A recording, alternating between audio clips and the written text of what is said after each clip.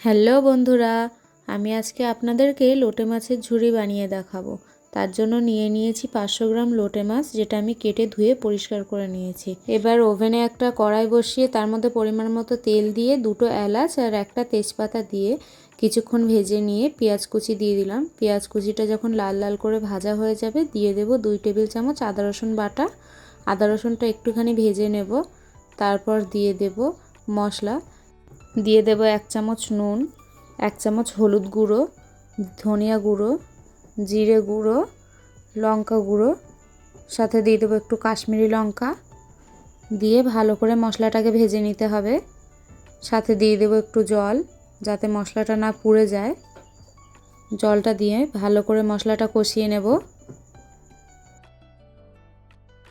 মশলাটা একটুখানি কষিয়ে নিয়ে দিয়ে দেব টমেটো কুচি। এখানে আমি 3টে টমেটো নিয়েছি, বড় বড় সাইজের। লোটে মাছের ঝুড়ো করতে গেলে একটু পেঁয়াজ, টমেটো এগুলো একটু বেশি পরিমাণে দিতে হয়, তাহলে খেতে ভালো স্বাদ হয়। এবার আমি ঢাকনা চাপা দিয়ে দেব টমেটোটা নরম হয়ে আসা অবধি। টমেটোটা যখন হালকা একটু নরম হয়ে আসবে তখন এর মধ্যে দিয়ে দেব কেটে রাখা লোটে মাছগুলো। লোটে মাছগুলো আমি ভেজে নিইনি, কারণ লোটে মাছ খুবই নরম হয়। যেহেতু আমি লোটে মাছের ঝুড়ো বানাবো, তাই লোটে মাছটা ভাজার আর দরকার নেই। লোটে মাছটা দিয়ে ভালো করে মিশিয়ে নেব মশলার সাথে। ভালো করে মশলার সাথে যখন মেশানো হয়ে যাবে, আমি একেবারে চুলার আঁচটা কমিয়ে দেব। দিয়ে কিছুক্ষণের জন্য ঢাকা দিয়ে রেখে দেব। দেখুন কত জল বেরিয়েছে, আর মাছটাও অনেকটা নরম হয়ে গেছে, সব ভেঙে যাচ্ছে মাছগুলো। এই পর্যায়ে এসে চুলার আঁচটা একটু আমি বাড়িয়ে দেব। এই মাছের মধ্যে লম্বা লম্বা কাঁটা থাকে। এই পর্যায়ে এসে অনেকে কাঁটাগুলো তুলে ফেলে দেয়, কিন্তু আমি ফেলবো না, কারণ কাঁটাগুলো অনেক নরম, মাছের সাথে মিশে যায়।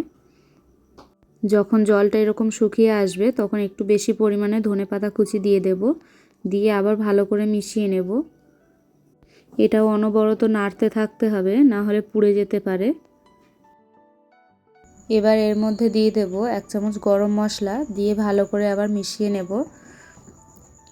দিয়ে অনবরত নেড়ে নেড়ে একদম ভাজা ভাজা করে নিতে হবে। যখন এরকম ভাজা ভাজা হয়ে যাবে ওপর থেকে আরেকটু ধনেপাতা কুচি দিয়ে দেব। দিয়ে ভালো করে মিশিয়ে নিয়ে নামিয়ে নেব। দেখুন কত সহজে হয়ে গেল লোটে মাছের ঝুড়ি। ভিডিওটি ভালো লাগলে লাইক, কমেন্ট, শেয়ার করে দেবেন। সাবস্ক্রাইব করে পাশে থাকবেন। ধন্যবাদ।